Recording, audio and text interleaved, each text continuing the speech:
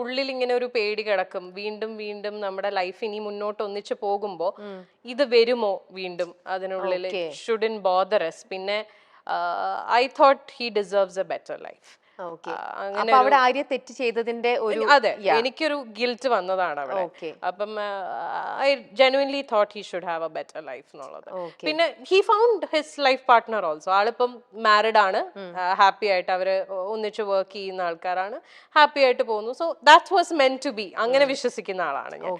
ശരിയാണ്, we have a beautiful girl child. അവൾക്ക് ഞങ്ങൾ രണ്ടുപേരും ഉണ്ട്. അവള് ഈ പറയുന്ന പോലെ വളരെ അണ്ടർസ്റ്റാൻഡിങ് ആയിട്ടുള്ള ഒരു കുട്ടിയാണ്. അച്ഛനും അമ്മയും ഞങ്ങൾ രണ്ടുപേരും ഒന്നിച്ച് തന്നെയാണ് അവളെ വളർത്തുന്നതും. അവളുടെ എല്ലാ കാര്യങ്ങളിലും ഞങ്ങളുടെ ഡിസിഷൻസ് എല്ലാം മ്യൂച്വൽ ആണ്.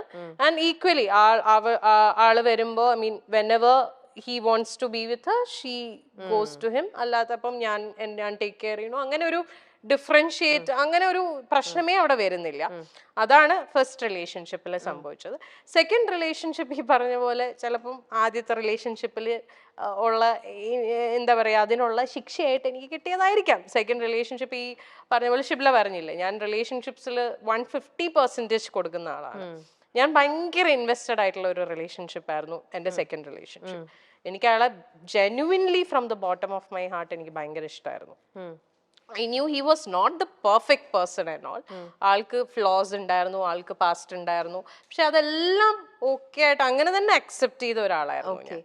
But I never thought he would do this to me. പിന്നെ അതിന് ഞാൻ കുറ്റം പറയുന്നില്ല, മേ ബി ആൾക്ക് നമുക്ക് ഫസ്റ്റത്തെ ഒരു അടി പോലെ നമുക്ക് എക്സാക്ട്ലി അത് കിട്ടി, അങ്ങനെ ഞാൻ വിശ്വസിക്കുന്നു. അങ്ങനെ ആയിക്കോട്ടെ, നമ്മൾ അങ്ങനെ ഒന്ന് ചെയ്തുകൊണ്ട് നമുക്ക് മറ്റുള്ളവരെ ബ്ലെയിം ചെയ്യാനും പറ്റില്ല. ഞാൻ ബ്ലെയിം ചെയ്യുന്നില്ല. എനിക്ക് ആകപ്പാട് ആളുടെ അടുത്ത് ദേഷ്യം തോന്നിയ ഒരു കാര്യം എന്ന് പറഞ്ഞാൽ അക്സെപ്റ്റ് ചെയ്തില്ല.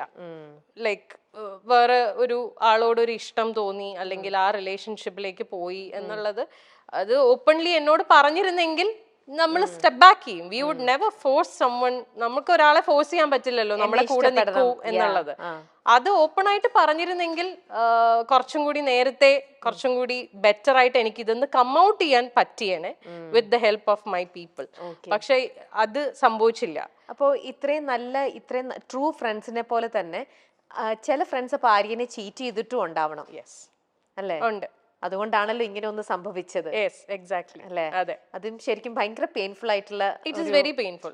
ആരും ഒരിക്കലും എക്സ്പെക്ട് ചെയ്തിട്ടുണ്ടാവില്ല ഈ ഒരു സാധനം ആ ഒരു പർട്ടിക്കുലർ പേഴ്സണിൽ നിന്ന് വരും. എക്സാക്ട്ലി അതാണ് എനിക്ക് ട്രോമയായി പോയത്. അതിപ്പോ മേ ബി ഞാൻ അറിയാത്ത ഒരാളായിരുന്നെങ്കിൽ എനിക്ക് ചിലപ്പം ഇത്രയും ബുദ്ധിമുട്ടുണ്ടാവില്ല.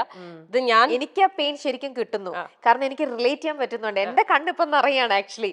കാരണം ആ ഒരു വേദന ഒരു ലേഡി എന്നുള്ള രീതിയിൽ എന്റെ കണ്ണ് നിറയണം. നമുക്കത് ശരിക്കും നമുക്കത് ഫീൽ ചെയ്യാൻ പറ്റുന്ന ഒരു കാര്യമാണ്. ആര്യ, അത് U went through that.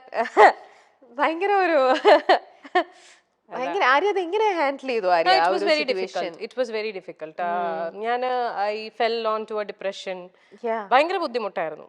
I lost myself.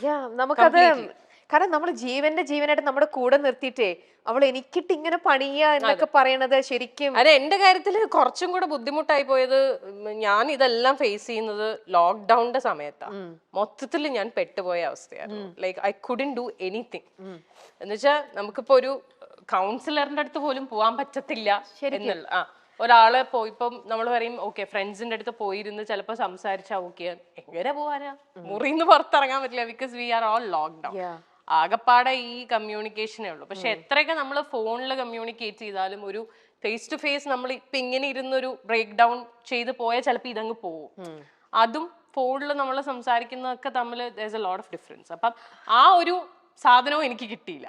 അപ്പൊ ഞാൻ മുഴുവനായിട്ട് ഞാൻ അതില് എന്താ പറയാ ഡ്രൗൺ ആയി പോയി. പിന്നെ ആര്യനെ ഹെൽപ്പ് ചെയ്തത് ഞാൻ തന്നെയാണ്. ഇപ്പൊ എന്ത് പറയാൻ വന്നു? പക്ഷേ ഈ പറഞ്ഞ പോലെ യുനോ ഒരു പോയിന്റിൽ നമ്മൾ റിയലൈസ് ചെയ്യും. എന്നെ ഈ പറഞ്ഞ പോലെ പുഷ് ചെയ്യാൻ അഫ്കോഴ്സ് എന്റെ ഫ്രണ്ട്സ് ഉണ്ടായിരുന്നു. ഒരു പോയിന്റ് എത്തിയപ്പോൾ അവരെല്ലാവരും റിയലൈസ് ചെയ്തു ദാറ്റ്സ് ഞാൻ മുങ്ങിക്കൊണ്ടിരിക്കുകയാണെന്നുള്ളത്. അപ്പൊ അവരെല്ലാവരും അവരുടെ എല്ലാ സൈഡിൽ നിന്നും മാക്സിമം പറ്റുന്ന രീതിയിലൊക്കെ എന്നെ സപ്പോർട്ട് ചെയ്തു. പിന്നെ എന്നെ ഏറ്റവും കൂടുതൽ എന്നെ ഇതിലേക്ക് തിരിച്ചു കൊണ്ടുവന്നത് ഇസ് മൈ ഡോട്ടർ. അവളൊന്നും ചെയ്തിട്ടല്ല, പക്ഷെ അവളുടെ പ്രസൻസ് ഇൻ മൈ ലൈഫ് അത് മതിയല്ലോ. നമ്മൾ ജീവിക്കുന്ന മക്കൾക്ക് വേണ്ടിയിട്ടാണ്.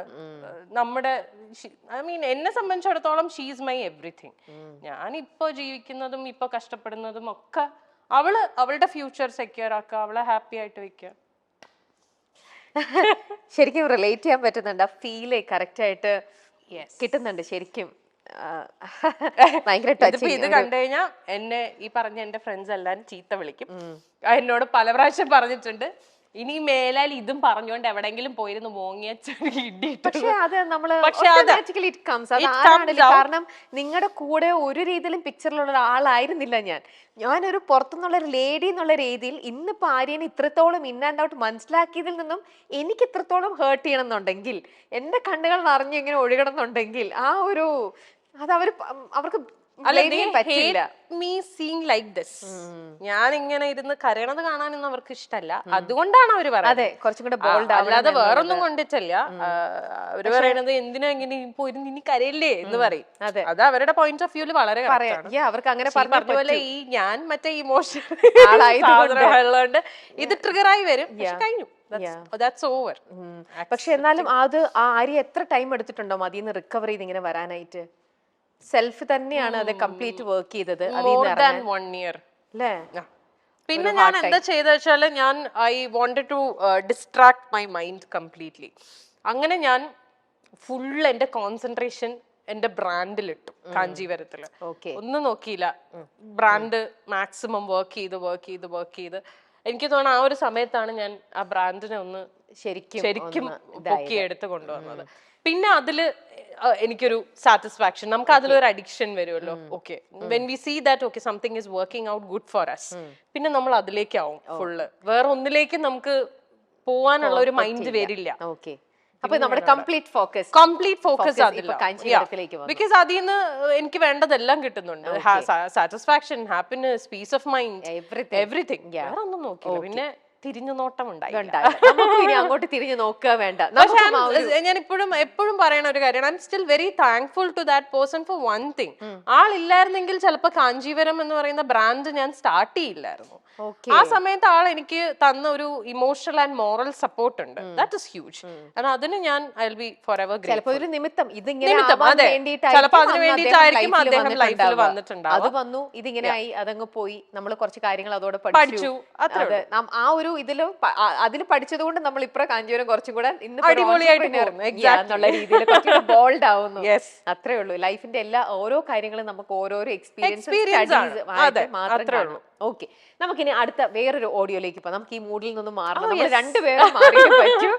ആര്യ തന്നെ നേരത്തെ ഒരു ഇന്റർവ്യൂവിന് കൊടുത്ത ഒരു ഓഡിയോ ബൈറ്റ് ആണ്, അതൊന്ന് നമുക്ക് കേൾക്കാം. ശരി. This type of relationship ghosted അല്ലേ? അപ്പൊ അത് നമ്മൾക്ക് ഒരു ഹോപ്പ് തന്നുകൊണ്ടിരിക്കും. പക്ഷെ നമ്മളിൽ പലരും റിയലൈസ് ചെയ്യില്ല, ഞാൻ അടക്കം റിയലൈസ് ചെയ്തിട്ടില്ല. അതായത് നമുക്ക് എപ്പോഴും ഒരു സൈഡിൽ അവരൊരു ഹോപ്പ് തന്നുകൊണ്ടിരിക്കും, ഉണ്ട്, ഓക്കെ വരും, ടൈം എടുക്കുകയാണ് എന്നൊക്കെ പറയും. പക്ഷെ actually they won't come back. അവര് വരില്ല.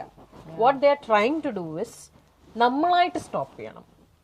അവരായിട്ട് പറയും, ആ ബ്ലെയിം നമ്മൾ എടുക്കണം.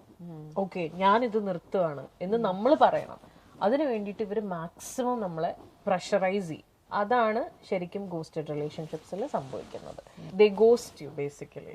ഒരു ഈഗോയോ ഒന്നും ഇല്ലാണ്ട് നമുക്ക് ചെയ്യേണ്ട ഒരു സാധനമാണ്. അതായത് എനിക്ക് ഇനി ഇത് മുന്നോട്ട് കൊണ്ടുപോകാൻ പറ്റില്ല എന്ന് പറഞ്ഞിട്ട് പോവാ എന്ന് പറയുന്നത്, അതൊരു it takes a lot of courage to do that. പക്ഷെ അത് ചെയ്യാനുള്ള ധൈര്യം അവർക്കില്ല. പകരം നമ്മളിങ്ങനെ മെന്റലി ടോർച്ചർ ചെയ്യും. അറ്റ് ദ സെയിം ടൈം ഒരു സൈഡിൽ കൂടെ ഹോപ്പും തരും. ഓക്കെ, എന്താണ് ആര്യ ഇതിനെ കുറിച്ച് പറയാനുള്ളത്? ഇതിപ്പോ ഞാനിപ്പോ കുറച്ചു മുമ്പ് ചേച്ചി എടുത്ത് പറഞ്ഞില്ലേ, ഇപ്പൊ നമുക്ക് അതായത് ഓപ്പൺ ആയിട്ട് നമ്മളോട് പറയാ, ഇപ്പം ഇങ്ങനെ ഒരു പറ്റിപ്പോയി, I don't have that same feeling for you anymore, അതുകൊണ്ട് ലെറ്റ്സ് സ്റ്റോപ്പ് ദിസ്. അത് ചെയ്യാതെ ഒരു സൈഡിൽ ഇങ്ങനെ ഹോപ്പ് തന്നുകൊണ്ടിരിക്കും. But at the same time ഇല്ല, that person is not with us. അത് നമുക്ക് അറിയാം. അതായത് വേർഡ്സ് വേറെയാ പറയണത്, ആക്ഷൻസ് വേറെയാണ്. അതായത് 24/7 നമ്മുടെ കൂടെ ഉണ്ടായിരുന്ന ഒരാള് ഓൾ ഓഫ് എ സഡൻ നമ്മുടെ കൂടെ ഫിസിക്കലി ഇല്ല. വിളിച്ചാൽ ഫോൺ എടുക്കില്ല, മെസ്സേജിന് റിപ്ലൈ ചെയ്യില്ല, പുറത്തു പോവാൻ വിളിച്ചാൽ വരില്ല, മീറ്റ് ചെയ്യാം എന്ന് പറഞ്ഞാൽ സമയമില്ല, മേക്കിംഗ് എക്സ്ക്യൂസസ്. അങ്ങനത്തെ ഒരു ലിറ്ററലി നമ്മളെ അവോയ്ഡ് ചെയ്യണം. അതാണ് ആക്ഷൻസ്. പക്ഷെ വേർഡ്സിൽ അതല്ല വരുന്നത്. എന്താ സംഭവിച്ചതെന്ന് വെച്ചാൽ nothing, I am just busy with my work. Do you still love me? Yes of course. അത് ചോദിക്കുമ്പോ അങ്ങനെ മനസ്സിലാക്കുന്നുണ്ട്. യെസ്, സമ്മതിക്കണം. സോ അതാണ് ഞാൻ പറഞ്ഞത്. അതാ പറയണത്, നമുക്ക് ഒരിടത്തൊരു ഹോപ്പ് തന്നോണ്ടിരിക്കും, എന്നാൽ at the same time. So എനിക്ക് ഫീൽ ചെയ്തത് ഇതാണ്, ലൈക്ക് അപ്പൊ നമുക്കൊരു മെന്റൽ ടോർച്ചർ ആണല്ലോ അത്. ലൈക്ക് നമ്മളത് we know that there is something happening, and ഞാൻ കണ്ടുപിടിക്കുകയും ചെയ്തു that there's this relationship going on എന്നുള്ളത്. അപ്പൊ എന്നോട് ഈ പറയുന്നൊക്കെ നുണയാണെന്നുള്ളത് എനിക്ക് അറിയാം. Stupid explanation. Exactly. I wanted to know how long this explanation will go. I knew the fact, പക്ഷേ I was buying all the things, the lies he was going on telling me. എന്നാൽ ഏതെങ്കിലും ഒരു പോയിന്റിൽ honest ആയിട്ട് പറഞ്ഞാൽ മതിയായിരുന്നു.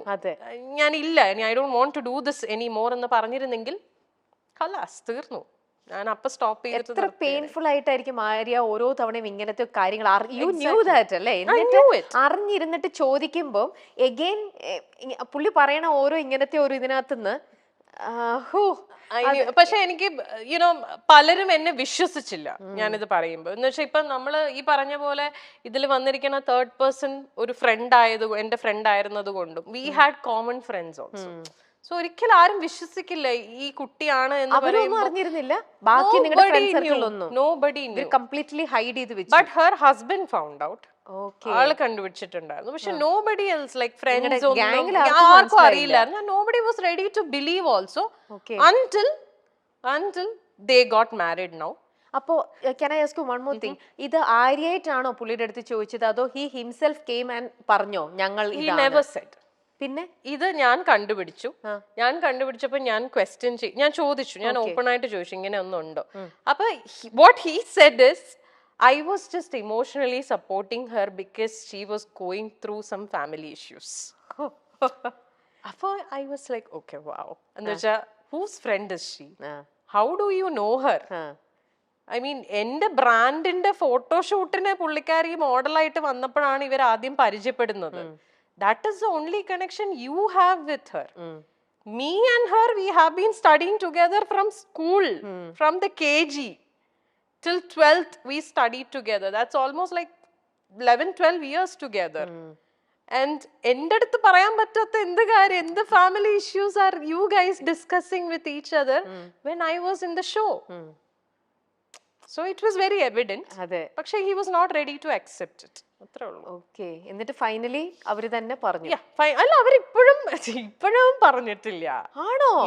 ഇത് I stopped this relation from my side. I had to do it. That is what he wanted also.